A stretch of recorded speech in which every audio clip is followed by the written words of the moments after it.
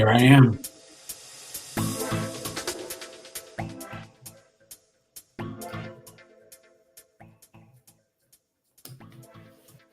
Hello, everyone. This is W.A.K. William, host the High Art on the Edge page. How are you all doing on this lovely Friday, April 28th, 8:30 a.m. Pacific Standard Time? Why are we here? Why are you here? I'm here to deliver some really amazing news about my life. I tend to keep my life very private, except for the business that I do. What business is that, you may ask? I am starting a new business. And before I get into that, I want to share with you a few things that led up to this big decision in my life. Number one, my father. You see, as he was getting closer to the end of his life, he and I got really close. We bonded. We had a very difficult relationship for many years. And as he was sitting in the hospital room, I was holding his hand maybe 5 days before he passed. And he was slightly out of it, but still coherent enough that we could have a conversation. And I was holding, he had big hands, and I reached and grabbed his hand, and I just gently nudged him. And I said, "How are you feeling, Dad?" And he said, "I have a question." I said, "What's that?" He goes, "Are you still listening to that band?" And I said, "What band is that, Pop?" He said, "Are you still listening to Nine Inch Nails?" I love that story so much. The reason is because he couldn't stand the music I listened to in high school, college. I'd go all these shows and wanting to tell him about it. He wouldn't have nothing to do with it. He would say, "Why are you spending all that money? Why are you spending all that time? Maybe you should put it more towards education." I'd say, "I am educating myself." Little did he know that all those shows and CDs and vinyl would be part of where I am now. As I was driving down Highway 1, the Pacific Coast Jewel, I should say, down to Santa Cruz, a week after my dad died, I sat in that car and I thought to myself, while listening to Richard Hawley, feeling very smothered by emotions, it's like the skies just opened up. And I said, who cares? Who cares? Life is so precious. Life is so short. We get so arrested and bogged down by doing what others perceive us that we should be doing. Why don't we do what we love to do? I'll get more into that later. The third thing, this gentleman, you see that? When the pandemic hit, I was on Twitter and I was following Tim Burgess' listening party. And I participated in one. This was the one with Simon Raymond of the Cocteau Twins. I never had so much fun. And when I was done, I got on the phone with a friend and I said, I'm going to do that. I'm going to do something like that. And I'm going to do it better. I'm going to make it more intimate. And that's what I did. Well, I don't claim myself to be Tim Burgess. I don't get the Paul McCartneys of the world to interview. And that's okay. That is completely okay. Because what I have been able to do is speak with artists of the highest level of art that may not have reached that Adele status. Fine by me, fine by them. His listening parties inspired me to bring a community of artists together and people that love art and celebrate it and promote it and use it in a way to enhance their life, to enrich it. So I created on Facebook High Music. And then we created with some friends High Music listening parties. And no one came. And that's how it should be because you have to start from the ground up. I'll never forget my first interview, my first listening party experience. And that was with Camera Obscura. Camera Obscura, one of my favorite bands from Scotland, and they participated in a listening event. I never thought I'd be doing that.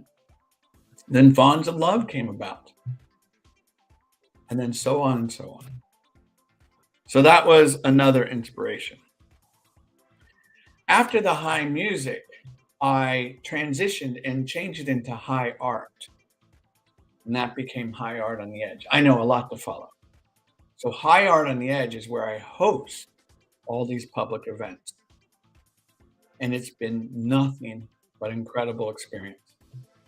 Experiences filled with comments that I've heard from artists, comments that have lifted me up, that have validated the work that I've done. And I'm not here standing on any platform of ceremony. I'm not here to be self congratulatory, but I am here to share and exude and let you know that I love supporting artists, incoming, experienced artists from around the world. Some of the conversations I've had with these artists typically have been about their product, as it should be. But a quarter of it has been about their personal life. And I love that aspect. I get to peel away the onions, those layers of who that person is and what they're all about. Maybe the band gets to share all those things with us.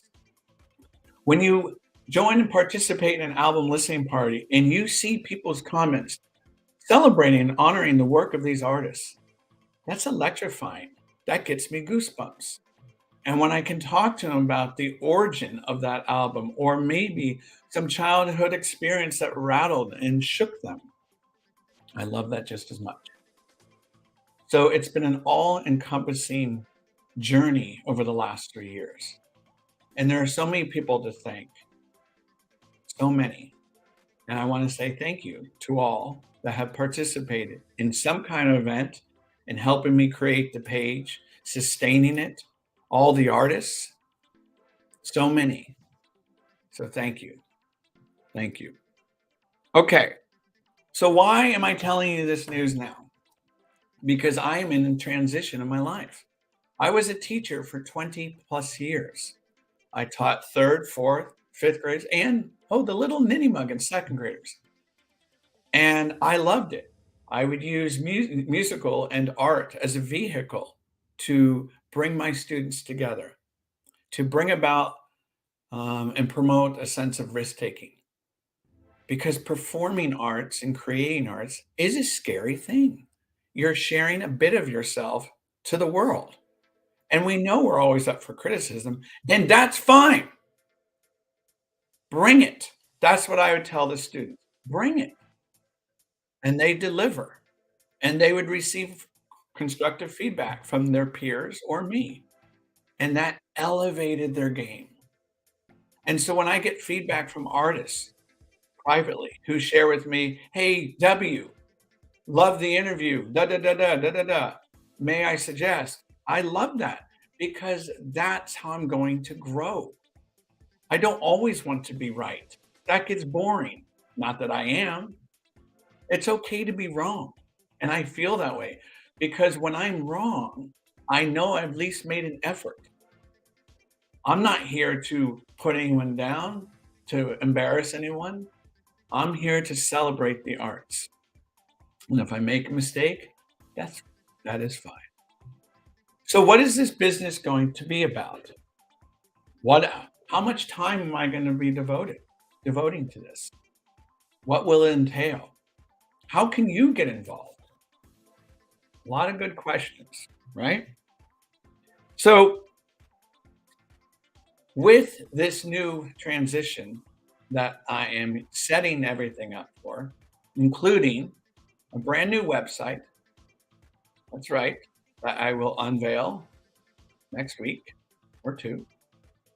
I'm also going to let you know about in terms of how this business will operate solo by me.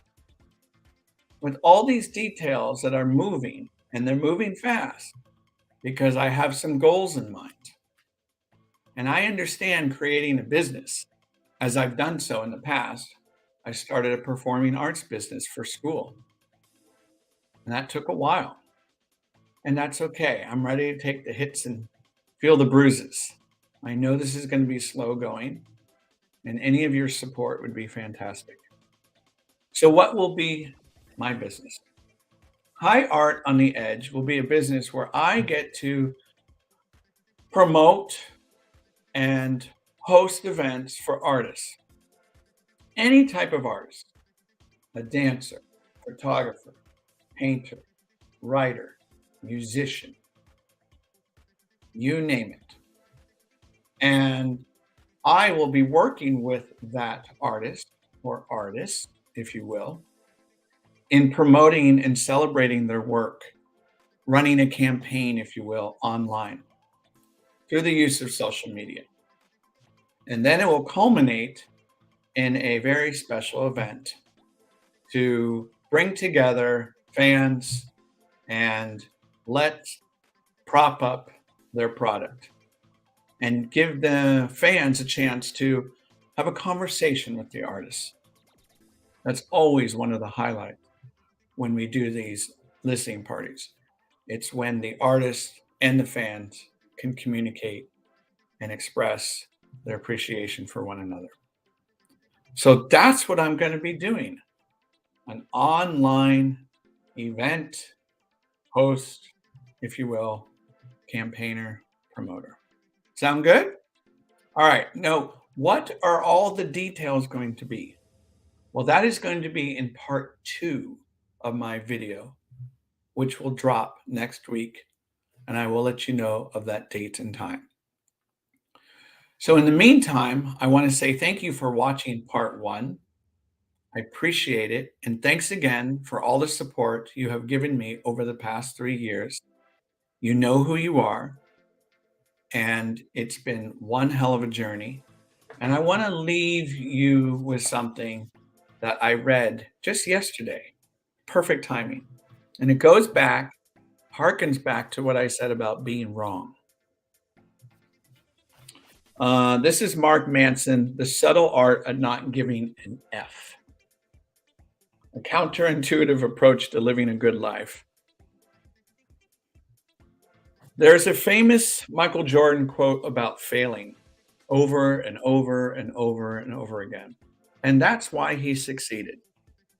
Well, you see, I'm always wrong about everything over and over and over again. And that's why my life improves. Growth is an endlessly iterative process.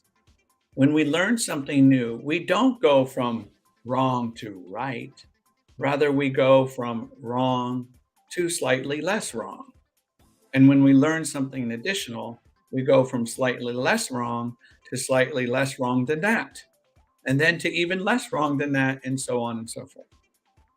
We are always in the process of approaching truth and perfection without actually ever reaching truth or perfection. We shouldn't seek to find the ultimate right answer for ourselves, but rather we should seek to chip away at the ways that we are wrong today so that we can be a little less wrong tomorrow. I love that.